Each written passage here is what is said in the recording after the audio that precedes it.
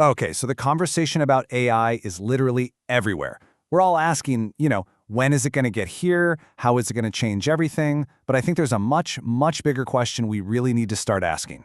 What is all this incredible intelligence actually for? I mean, what's the point? Are we building the ultimate weapon in a global race for power?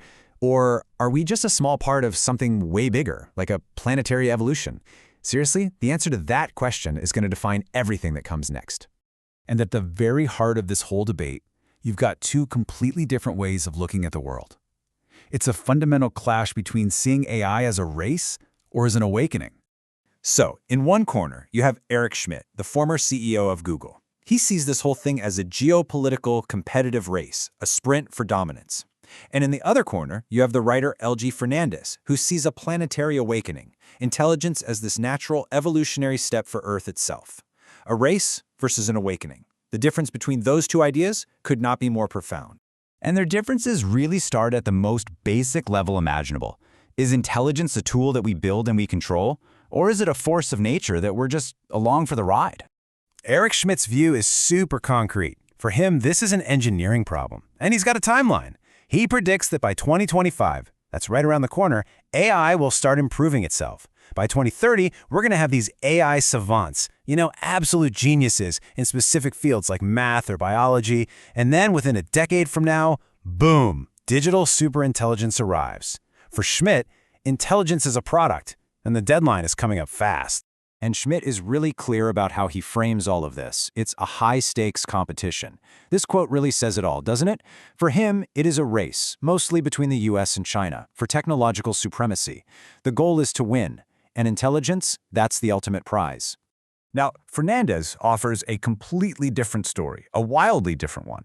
He sees something that's been slowly unfolding for millions of years, the emergence of what's called the Noosphere. Just think of it like a thinking layer for the planet, almost like the Earth is growing a brain.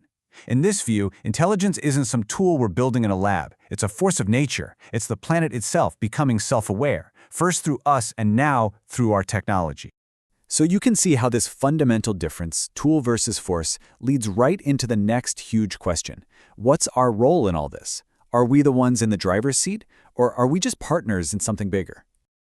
In Schmidt's vision, our role is crystal clear. We are the users. Superintelligence becomes the ultimate gadget, a personal polymath. I mean, imagine having the combined genius of Einstein and Da Vinci right there in your pocket. We're the ones in control, wielding this just immense power. But Fernandez sees our role very differently in what he calls the great coupling. See, we aren't just users who are in total control. No, we're in this deep, messy feedback loop with AI. We are shaping it, for sure, but it is absolutely shaping us right back. We're participants in a co-evolution, not masters of a tool. And this brings us to what each of them is most afraid of. For Schmidt, the big risk is drift, that will just slowly, piece by piece, give up our human agency to these incredibly powerful tools. But for Fernandez, the risk is more subtle. It's moral drift, the idea that the system's own logic will start to reshape our values, our very sense of right and wrong, without us even realizing it's happening. Okay, and this leads us to what might be the most profound difference between these two worldviews. What role does planet Earth itself play in this story? Is it just the hardware for our race to superintelligence? Or is it the living system that this new intelligence is supposed to serve? Schmidt, he's a pragmatist. He's looking at the numbers. And get this, he points out that the US alone is going to need an extra 92 gigawatts of power just for AI. To give you some perspective on that, that's enough juice to power an entire country like the Philippines. In this vision, the planet is basically the resource base that's going to fuel the race. But Fernandez looks at a number like that and sees a massive, glaring contradiction. He asks, what is the point of a thinking planet if the very systems we're using to power it are destroying the stable environment that makes complex thought possible in the first place? For Fernandez, it's pretty simple. This thinking layer, the Noosphere, you can't separate it from the physical stuff, the technosphere that supports it. And right now, that physical infrastructure runs on what he calls fossil cognition. And an intelligence that destroys its own home, its own life support system, that's not intelligence. That's not wisdom. That's a developmental failure. So, why does hashing this all out really matter? Because these aren't just, late-night philosophical debates. every single time we build a new data center, every time we write a new line of code, we are actively choosing between two profoundly different futures. And when you lay them out side by side, the two paths become just crystal clear. Schmidt's vision is all about competitive advantage, treating Earth like a resource base so we can win the race. The logic is all acceleration and power. Fernandez's vision is about planetary integration, seeing Earth as a living system that we have to protect. The logic there is restraint and wisdom. The choice is literally between winning a race and ensuring our survival.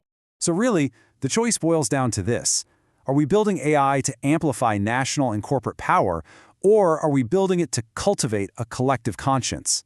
One path is about winning, no matter the cost.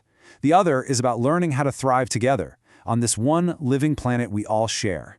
As we build this incredible planetary-scale intelligence, the most important question isn't how fast can we go or who's going to win, it's what is it for? Are we designing for competition or are we designing for conscience? The choice we make is going to define not just the future of AI, but the entire future of humanity.